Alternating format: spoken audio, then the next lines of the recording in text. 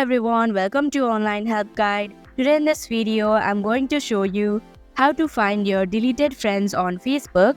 So without any further ado, let's get started. First of all, open your Facebook app. Now go to your profile page by clicking on the profile picture in the left hand side of your screen.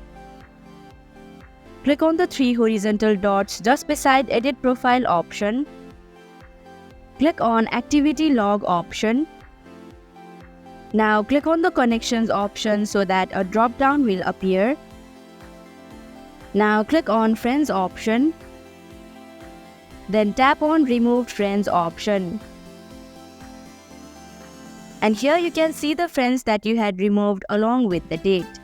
So that is how you can find your deleted friends on Facebook. Thank you for watching Online Help Guide.